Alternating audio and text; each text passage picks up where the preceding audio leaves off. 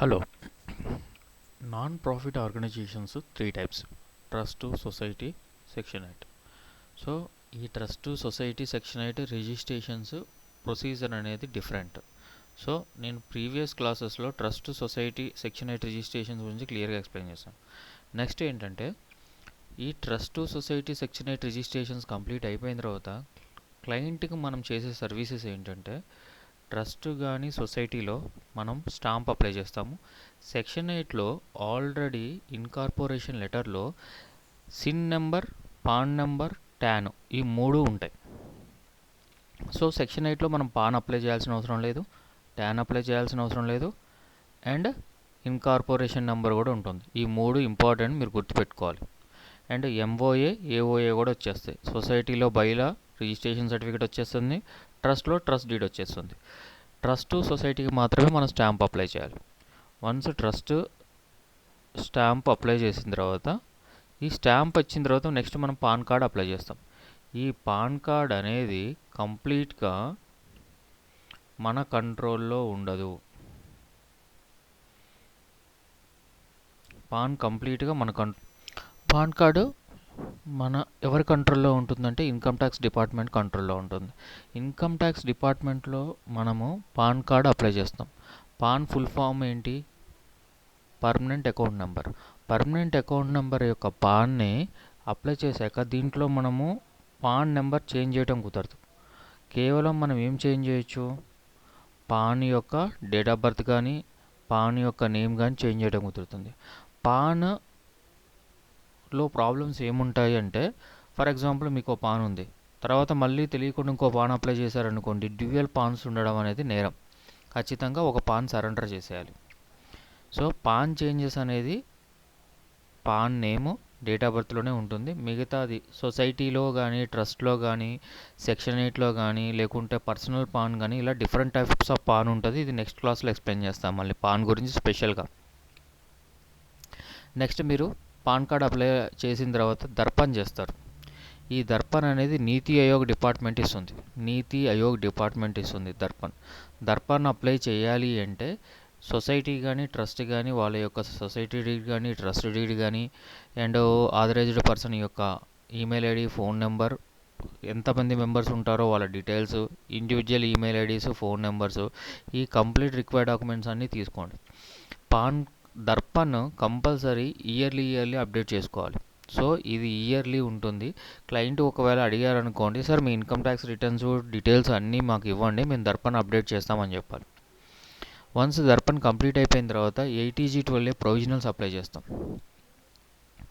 ఈ 80G12A ప్రొవిజనల్స్కి required documents తీసుకోండి. 80G12A ప్రొవిజనల్స్కి మనం 6000 రూపీస్ కాస్ట్ తీసుకుంటున్నాము.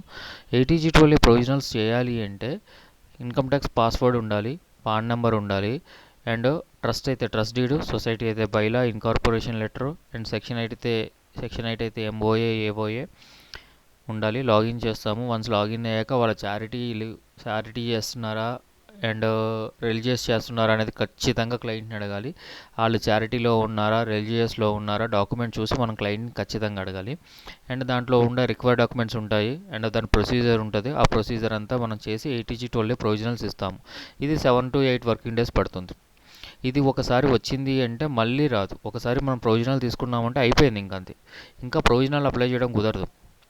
ఇది పర్మనెంట్ ఎప్పుడు అప్లై చేసుకోవాలి అంటే 6 months ఆగిన తర్వాత, 80G12A ప్రొవిజనల్స్ వచ్చిన తర్వాత పర్మనెంట్ అప్లై చేసుకోవాలి క్లయింట్కి దీని గురించి తెలియదు. సో క్లయింట్కి మీరే ఎక్స్ప్లెయిన్ చేయాలి. 80G12A ప్రొవిజనల్స్ వచ్చిన తర్వాత పర్మనెంట్ అప్లై చేసుకోవాలి.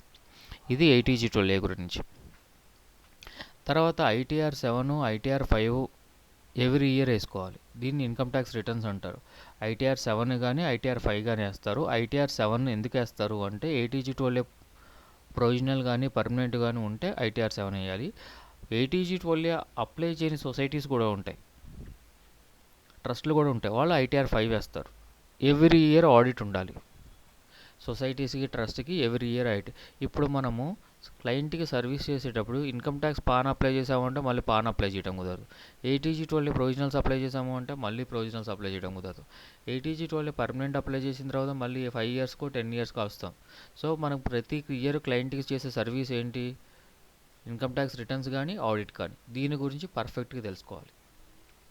నెక్స్ట్ వచ్చేసేసి ఈ అనుదాన్ సిఎస్ఆర్ పోర్టల్.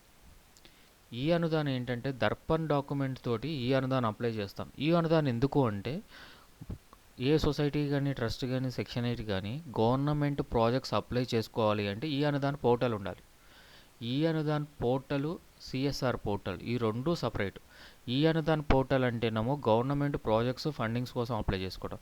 సిఎస్ఆర్ పోర్టల్ ఏంటంటే ప్రైవేట్ ఫండింగ్స్ కోసం అప్లై చేసుకోవడం.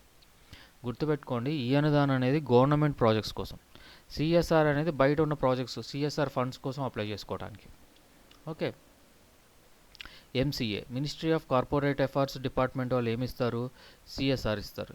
ఈ సిఎస్ఆర్ ఫామ్ అప్లై చేయాలంటే ఖచ్చితంగా డిఎస్సి ఉండాలి.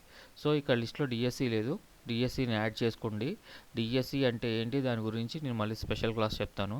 సిఎస్ఆర్ లైఫ్ టైం అనమాట. ఒకసారి సిఎస్ఆర్ అప్లై చేసాము అంటే అది మళ్ళీ దాన్ని రెన్యువల్ చేయటం ఉండదు, ఏముండదు. సిఎస్ఆర్ అనేది ఒక సర్టిఫికేట్. ఓకేనా? అది ఎవరిస్తారు? మినిస్ట్రీ ఆఫ్ కార్పొరేట్ అఫైర్స్ వాళ్ళు ఇస్తారు. హోమ్ అఫైర్స్ వీళ్ళు ఏం చేస్తారు అంటే ఎఫ్సిఆర్ఏకి సంబంధించిన అన్ని వర్క్స్ కంప్లీట్ చేస్తారు వీళ్ళు. హోమ్ అఫైర్స్ డిపార్ట్మెంట్ వాళ్ళు ఏవి ఇస్తారు? ఎఫ్సిఆర్ అని ఇస్తారు, foreign contribution regulatory act. Foreign నుంచి అమౌంట్స్ కావాలి అంటే ఎఫ్సిఆర్ఏ అప్లై చేయాలి. ఎఫ్సిఆర్ఏ ప్రాసెస్ ఉంటుంది. ఇది ఎవ్రీ ఇయర్ ఐటీఆర్ ఆడిట్ చేయాలి అండ్ ఎస్బీఐలో అకౌంట్ ఓపెన్ చేయాలి ఢిల్లీలో.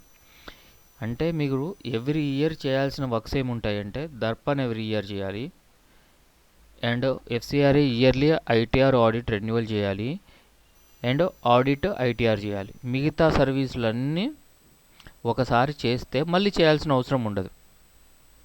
Okay, got it. ఇది కంప్లీట్గా ట్రస్ట్ కానీ సొసైటీ కానీ సెక్షన్ 8 కానీ మినిమం వర్క్స్ ఇవి. నెక్స్ట్ క్లాస్లో మళ్ళీ మీకు ఇందులో మిస్ అయిన ఎక్స్ప్లెయిన్ చేస్తాను. Okay, done, bye.